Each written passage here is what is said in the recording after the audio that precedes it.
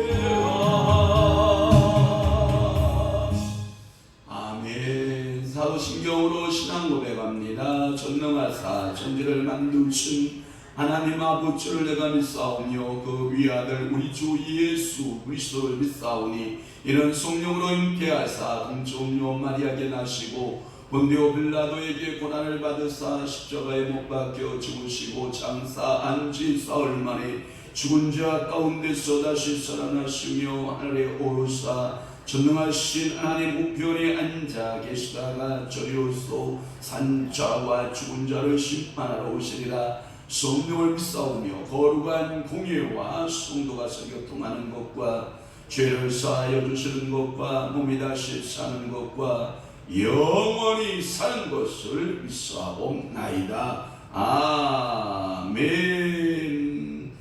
내 아들아 내 지혜에 주의하며 내 명철에 내 귀를 기울이라. 근신을 지키며 내 입술로 지식을 지키도록 하라. 그렇습니다. 오늘도 사랑하는 귀한 주의 백성들에게 내 아들아 내 지혜에 주의하며 내 명철에 내 귀를 기울여서 근신을 지키며 내 입술로 지식을 지키도록 하라. 오늘도 하나님께서 우리를 통하여 역사하시고 우리를 통하여서 축복하시고 우리의 기도에 간절한 음성에 기울이시길 원하시는 아버지 하나님, 우리의 생각대로 우리의 형편대로 기도할 것이 아니라 우리 하나님 아버지께서 주시는 지혜로 우리 하나님께서 주시는 명철함으로 성령의 충만함을 받아 성령의 기도하시게 하심을 따라 저희들 기도할 수 있는 성령의 사람들이 다 되도록 은혜 허락하여 주옵소서.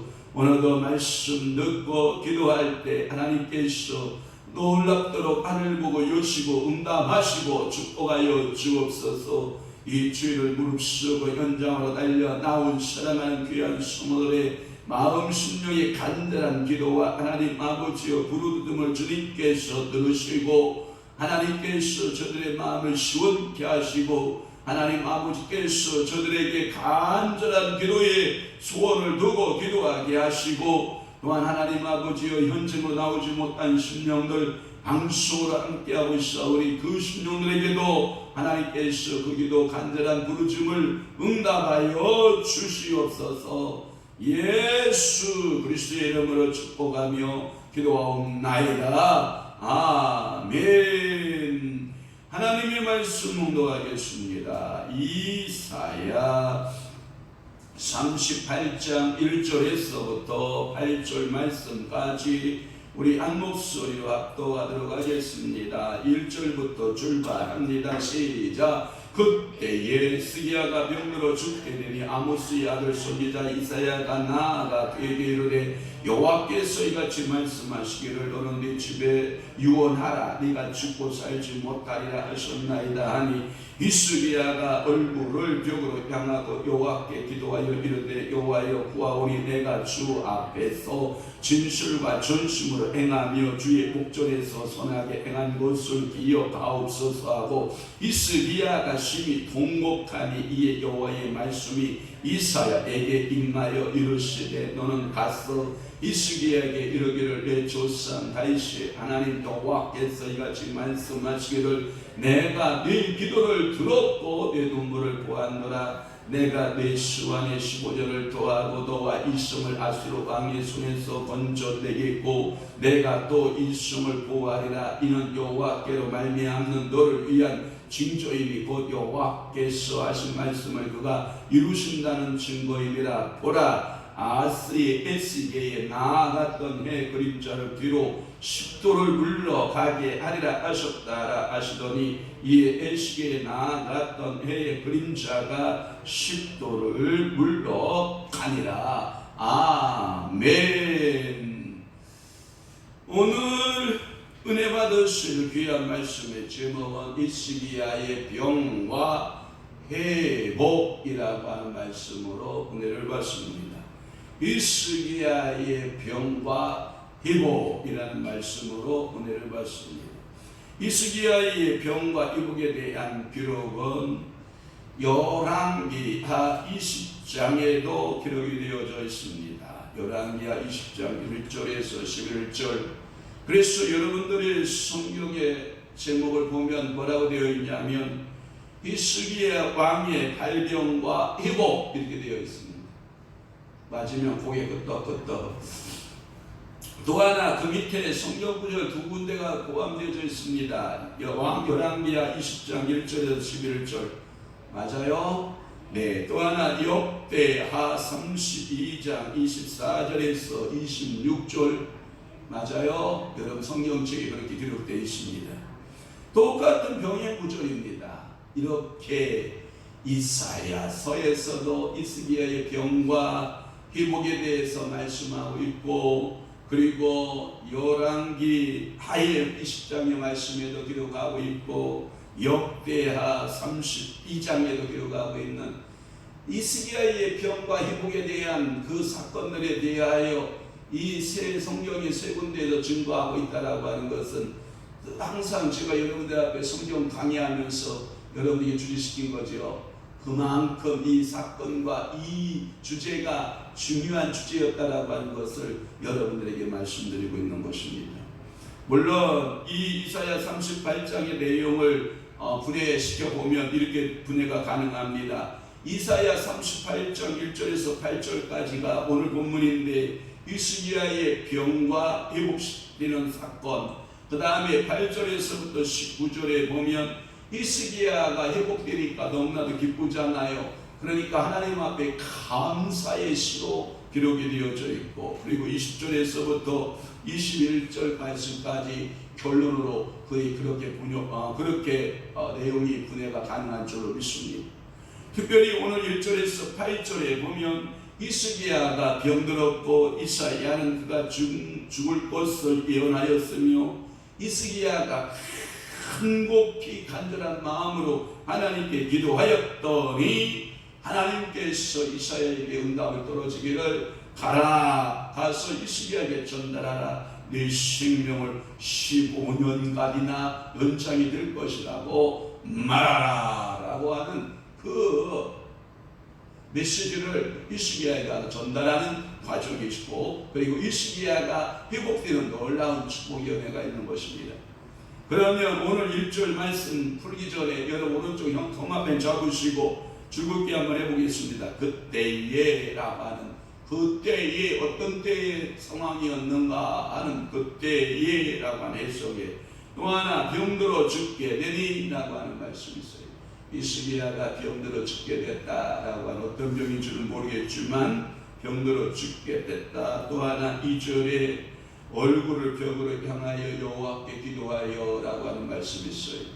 그러니까 얼굴을 어디로 향하여, 벽을 향하여 오직 누구만을 바라본 거예요? 여호와만을 바라보고 기도했다라고 하는 말씀. 3절에 보면 내가 주 앞에서 행한 일을 기억하소서 할 때 내가 주 앞에서 또는 주의 목전에서 라는 말씀이 있어요.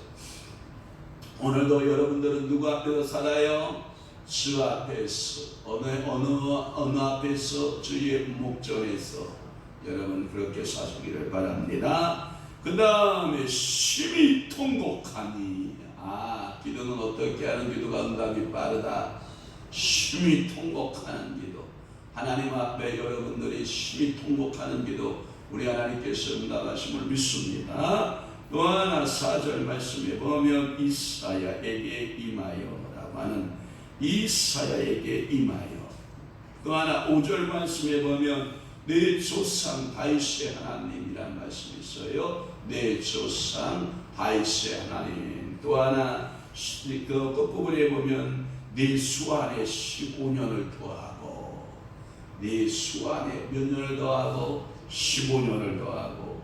그 다음에 6절 말씀에 보면 이런 비연이 있죠. 너와 이성을 아수르 왕의 손에서 건져내겠고. 그래서 너와 이성을 아수르 왕의 손에서 건져내겠고. 7절 너를 위한 징조이니, 너를 위한 징조를 주겠다. 기도응답의 징조를 주겠다. 그 다음에 8절 아하스의 애식에, 그 다음에 끝부분에 보면 10도를 물러가니라 라고 하는, 아하스의 애식에가 10도가 물러갔다, 그림자가 라고 하는 그 말씀들을 신수하게 풀어보도록 하겠습니다. 1절 그때에, 한글판 성경에서는 그쯤에 라고 말씀하고 있어요.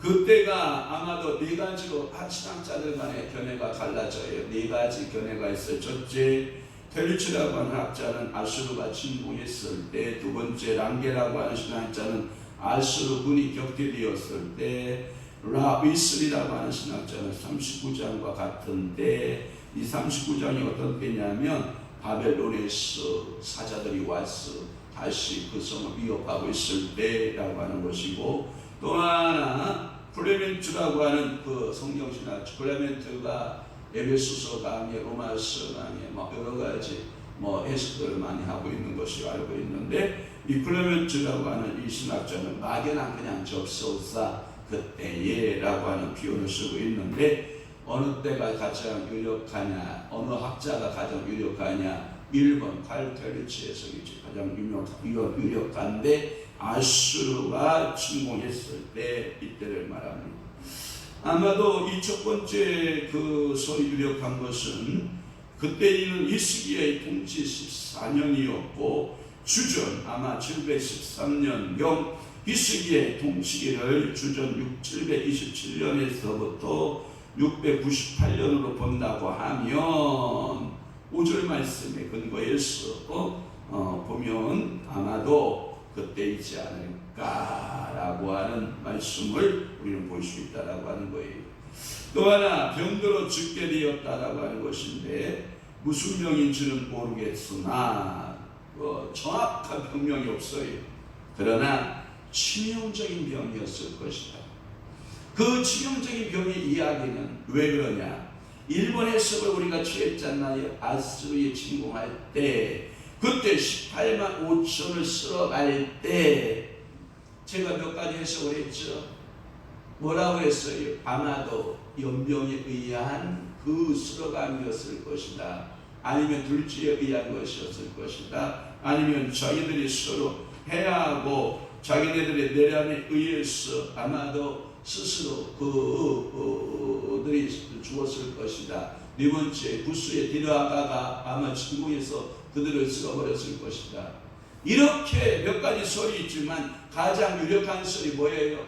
연병으로 인하여서, 전염병으로 인해서 페스트라고 하는 그 질병에 의해서 그들이 전부 쓸어갈 때, 이때 이스기야도 피해갈 수 없었을 것이다 라고 하는 것이 성경학자들의 지배적 해석이에요.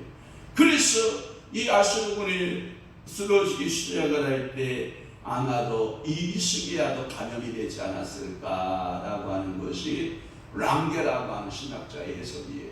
저도 여기에 동참을 해요. 여기에 동의하는 거예요. 아, 그랬을 거다. 그러니까 코로나19는 대통령이라도 피하여 간다, 안 피하여 간다? 안 피하여 간다. 여러분, 성도가 코로나19로 인하여 고생하면 목사는 피하여 도망간다, 안 도망간다? 안 도망간다. 목사라 해도 대통령이라고 해도 반드시 그 전염병의 영향권 아래 있다 없다? 있다. 그러면 아수르군이 18만 5천이 전염병으로 인하여, 연병으로 인하여 죽을 때 이스기야도 그 병에 걸리지 않았겠느냐라고 하는 신학자 단계 해석에 저는 동의하는 것입니다. 또 하나, 그러니까 이 18만 5천을 싹 쓸어갔던 무서운 그 질병을 보고 이스기야도 그 병에 걸렸으면 어떻게 해요? 희망이 없는 거예요. 그러니까 2절 말씀에 보면 그가 얼굴을 벽으로 향하여 여호와께 기도했다라고 하는 거예요. 그것은 뭐냐면, 여러분 요즘에 코로나 걸리면 격리해요, 안 해요? 격리해야죠. 당연히 격리시켜야죠. 그러면 이스기야도 아마도 이 극한 연병에 걸려있다면 격리 당했을까요? 안 당했을까요?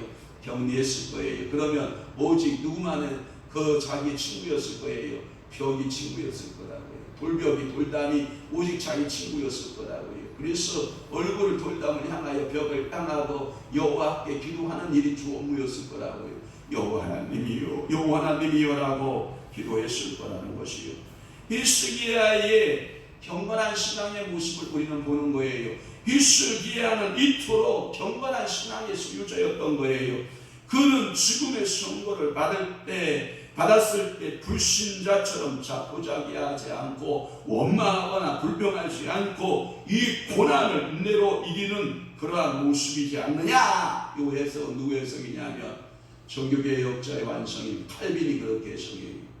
대부분의 인신들은 이러한 결정적인 자기 죽음의 선고를 받으면 하나님 그럴 수 있습니까? 하나님 그러면 저 당황합니다. 하나님 제가 어떻게 살아온 세월인데 하나님이 저에게 이렇게 엄청난 시련을 주시는 겁니까? 하고 자기가 분노하고 혈기 부리고 그런다라고 하는 거예요. 그러나 이 시기야는 그대로 담담하게 받아들이고 누구에게 나가서 여호와께 향하여서 얼굴을 벽으로 향하고 여호와 하나님 앞에 부르짖어 기도할 때 어떤 기도했냐면 심히 통곡하는 기도를 했다라고 하는 거예요.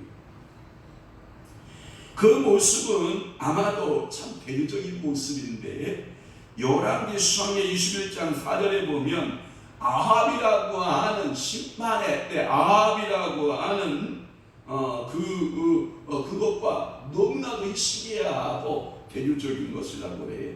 급사하나 그의 사상이나 그의 정신, 그의 신앙적 태도가 히스기야와 아합과의 정반대의 모습을 보이는 거예요.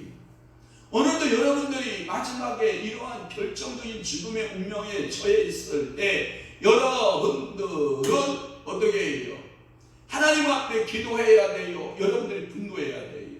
저기 떴어요. 자, 열왕기상 21장 4절에 아합의 행동을 한번 봐요. 이스라엘 사람 나봇이 아합에게 대답하여 이르기를 내 조상이 유산을 왕께 줄 수 없다 하므로 아합이 근심하고 답답하여 왕궁으로 돌아가 침상에 누워 얼굴을 돌리고 식사를 아니하니. 여러분 이 아합의 옹졸한 태도를 여러분 보세요. 나봇의 포도원 하나를 차지하지 못해서 식물 전피하고 왕궁에 누워서 땡깡치고 있는 이 아합의 모습을 여러분 보세요. 얼마나 이 아합이 옹졸한 하나님 앞에서 옹졸한 태도를 취하고 있는가 볼 수 있잖아요. 사랑하는 성도 여러분, 여러분들은 믿음의 행위가 있기를 주는 걸 축원합니다. 아합의 경우는 제가 주석을 찾아보니까 뭐라고 되어 있냐면, 저런 증세를 가리켜서 뭐라고 그러냐면 우울증 증세를 앓고 있는 아합의 모습이라는 거예요.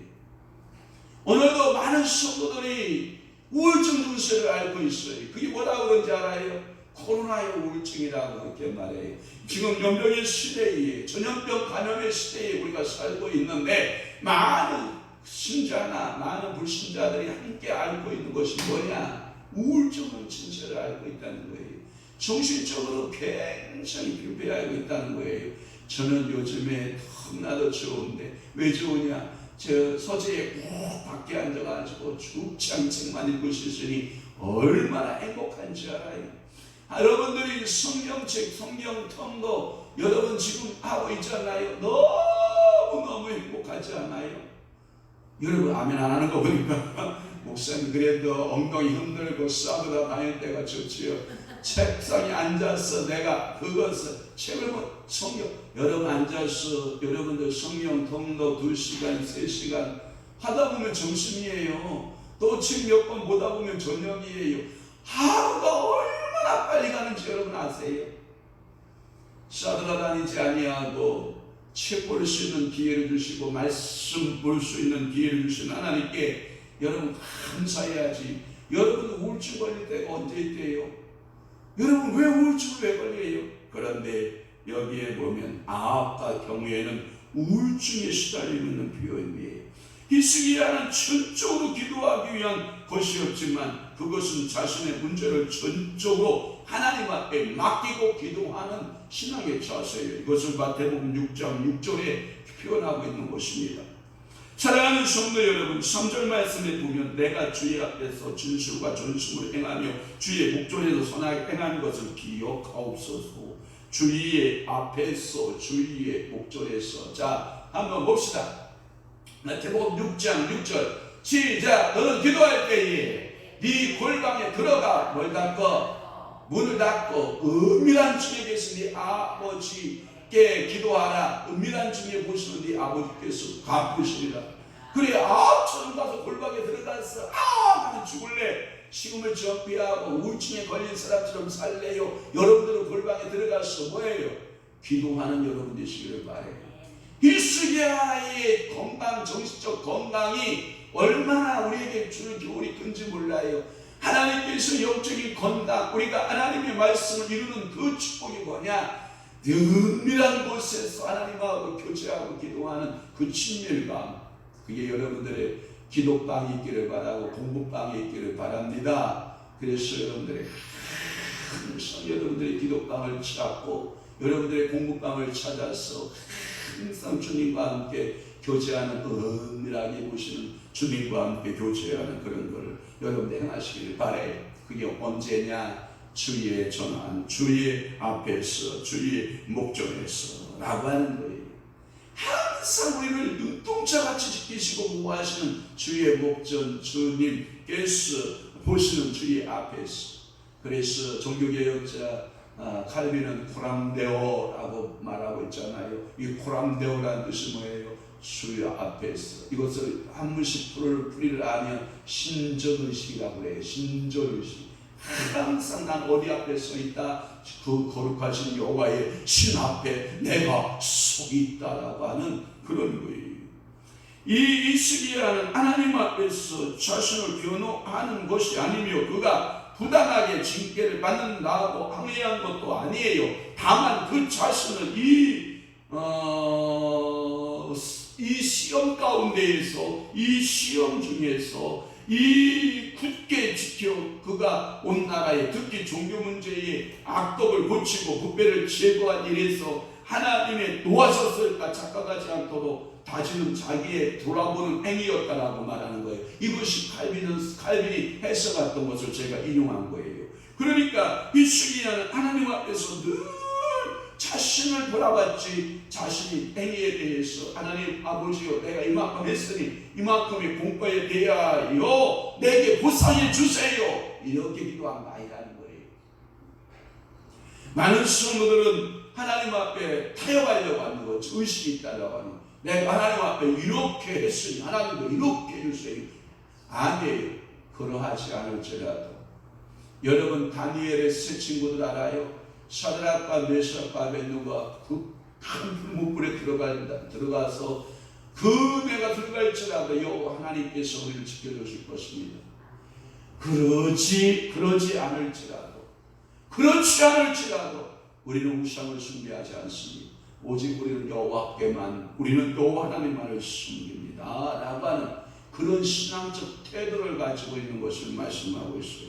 그러면서 히스기야가 심히 통곡하니라고 하는 말씀이에요.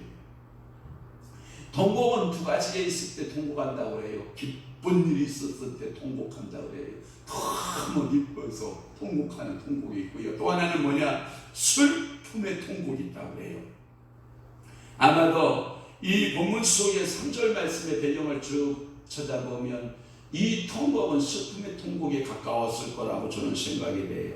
그래서 슬픔을 억제하지 않고 나타나게 표시하는 것이 동양적인 이 풍속인데, 특별히 다윗과 요나단을 위해서도 서로 다윗이 요나단을 위해서 통곡했던 그 통곡이 있어요. 사무엘하 1장 12절의 말씀에 보면 이 다윗이 요나단을 잃어버리고 통곡하는 그 통곡이 있고, 또 하나는 사랑하는 아들 압살롬을 위해서 이 다윗이 이 사무엘하 19장 1절에 보면 그 압살롬을 위해서 통곡할 때 내 아들 압살롬아 내 아들 압살롬아 하면서 통곡했다라고 나와요. 한번 볼까요? 시작. 사울과 그의 아들 요나단과 여호와의 백성과 이스라엘 족속이 칼의 죽음으로 말미암아 저녁 때까지 슬퍼하며 울며 금식하였다라고 하는 금식하니라라고 하는 이 다윗이 요나단을 향하여 통곡하고 통곡했다.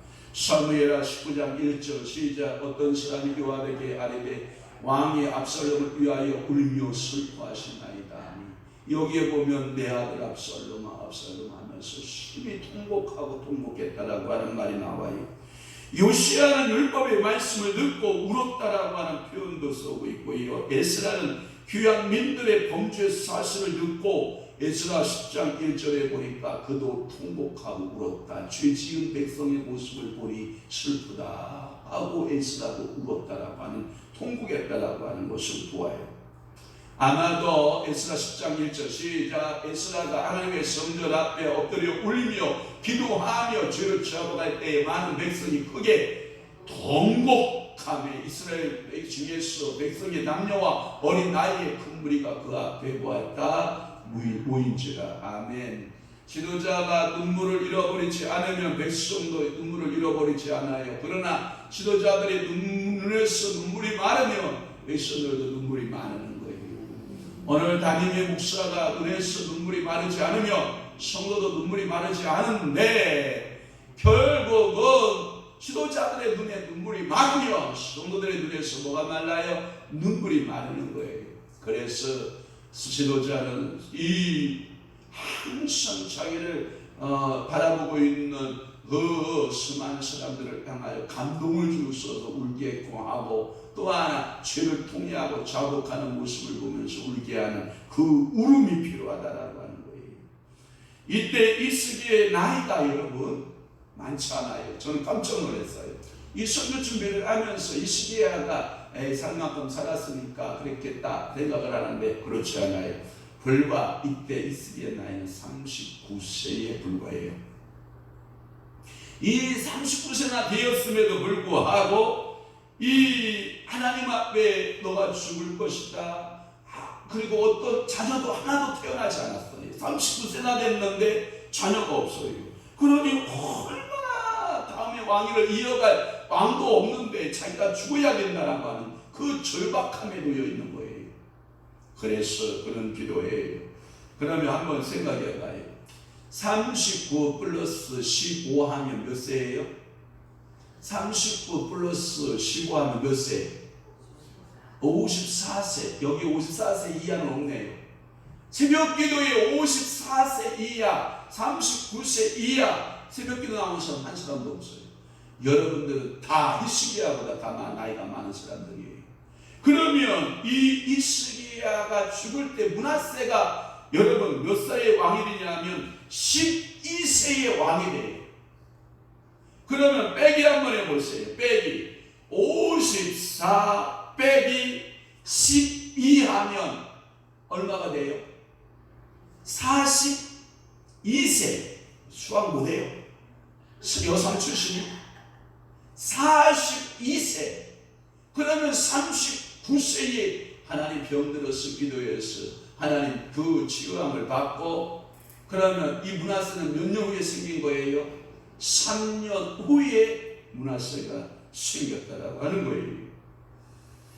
11세밖에 되지 않았던 이 므낫세, 열왕기하 21장 1절에 그렇게 말씀하고 있어요. 그것도 그의 통곡의 이유가 되었을 거라고 저는 생각해요. 한번 봅시다. 시작. 므낫세가 왕이 될 때의 나이가 12세라. 예루살렘에서 55년간 다스리나 그의 어머니의 이름은 헵시바더라. 아멘. 사랑하는 성도 여러분, 4절 말씀 드리겠습니다. 이에 여호와의 말씀이 이사야에게, 즉 히스기야의 기도를 즉각적 응답을 히스기야가 직접 받았다. 선지자를 통해 주었다.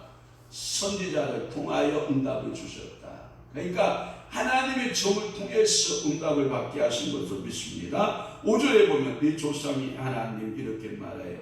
다윗의 대표성을 말하는데, 즉 하나님은 다윗의 허락하신 언약, 사무엘하 7장 12절에 16절에 보면 그 언약을 기억하셨고 그 자손에게 계속적으로 복을 내리시겠다라고 하는 내용이에요. 그리고 내 기도를 들었고 내 눈물을 보았노라.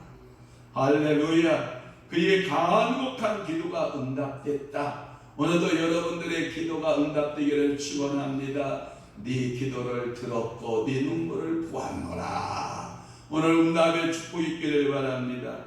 내 수완에 15년을 더하고 그의 통치는 14년이었으므로 결국 그의 통치가 15년이면 배가 된다라고 하는 거잖아요. 배가 되고 또 이때 그의 나이는 39세였으므로 그가 세상을 떠날 때는 54세가 되는 것이고, 15년 연장은 국가적으로 개인적으로는 1차적으로 보면 큰 축복같이 여겨져요. 네? 뭔 얘기인지 알아요? 겉으로 보기에는 큰 축복같이 여겨져요. 그러나 므낫세가 아까 읽었잖아요. 성경의 열왕기하 21장 1절에 보면 그가 12세가 왕이 되어서 몇 년 동안 통치했다고 했어요? 55년간을 국가를 통치한 이때가 뭐냐? 남유다에 있어서 가장 힘든 시기예요. 여러분, 이러한 악한 왕이 등장하면 한 3년 아니면 한 3개월 하다가 없어지면 얼마나 좋아요. 이 므낫세는요 12세의 왕이 되고 장장 55년간 나라를 통치했다고 그러면 그가 몇 살에 죽었다라고 하는 거예요? 55 플러스 12라면 몇 살이에요? 60? 참수했잖아요. 아버지는 불과 몇 세에 죽었는데 54세에 죽었는데 12살의 왕이 됐어. 그가 55년간 나라를 통치했으면 그것도 선정이 아니에요. 확한 악정이에요. 하나님을 경외했냐? 므낫세가 하나님을 경외하지 않았어요. 그러니까 이 종교적으로나 사회적으로 가진 악행을 감행하여 유다가 어디로 팔리는 계기가 되냐? 바벨론 땅에 팔리는 계기가 되는 원인을 조성한 왕이 군주가 누구냐? 그의 아들 히스기야의 아들 므낫세라고 하는 거예요. 그래서 성경학자가 뭐라고 해석했냐면 국가적 긴 안목에서 본다 그러면 히스기야가 15년 연장받는 것이 축복이었겠느냐는 거예요. 손해가 되었다라고 하는 거예요. 그냥 39세에 왕이 없이 므낫세가 없이 죽었더라면 더 낫지 않았을까라고 하는 것이 성경학자들의 해석이에요. 그러면서 제가 이상돈 박사 주석에 보니까 뭐라고 되어 있냐면 하나님의 신비로운 섭리 중의 섭리다 이렇게 되어 있어요. 여러분 분명히 표면적으로 국가적으로나 개인적으로 15년 연장받으니까 얼마나 큰 축복이냐 이렇게 말하지만 큰 역사의 아웃라인을 보게 되면 이것은 선해였다. 그러니 참 하나님 앞에서 이 놀라운 이 오묘한 섭리를 우리 인생이 어떻게 설명할 수 있느냐라고 하는 거예요. 제가 이 설교 준비하면서 우리가 지금 우리 형편에 맞게 지금 하나님의 기도 응답하지 않음이 오히려 우리에게는 더 큰 축복으로 다가올 수 있다. 아멘 안 하는 거 보니까 그래도 내 생에 응답에 죄악이 없어서 나는 15년 연장 못 살겠습니다. 여러분 다 그러한 욕심들이 가득 차 있는 것 같아서 주여 주님 뜻대로 하시옵소서. 제가 설교 준비하면서 주님 15년 연장 받는 것이 문하세가 태어난다 그러면 나는 15년 더 살고 싶지 않습니다. 그냥 여기서 하지 않는 게 좋겠습니다. 여러분 이러한 마음에 여러분들 하나님 앞에 드림이 필요하지 않을까요? 6절 말씀에 보면 너와 이성을 아수르의 왕의 손에서 건져내겠고 선물을 또 줘요. 선물. 히스기야의 생명을 연장시키신 직접적인 이유는 뭐냐? 그를 통하여 예루살렘을 아수르에서 구원하시는 것이었고 사내립이 일단은 물러갔으나 죄차 침공해올 것도 분명한 일이었기 때문이다라고 하는 거예요. 7절. 그래서 너를 위한 내가 징조를 주겠다. 너를 위한 징조가 뭐냐라고 하는 거예요. 히스기야의 생명을 연장시켜줬던 직접적 이유는 그를 통해서 히스기야의 손을 통해서 아수르의 군대에서 완전히 구원받는 징조를 주겠다. 이게 첫째 징조예요.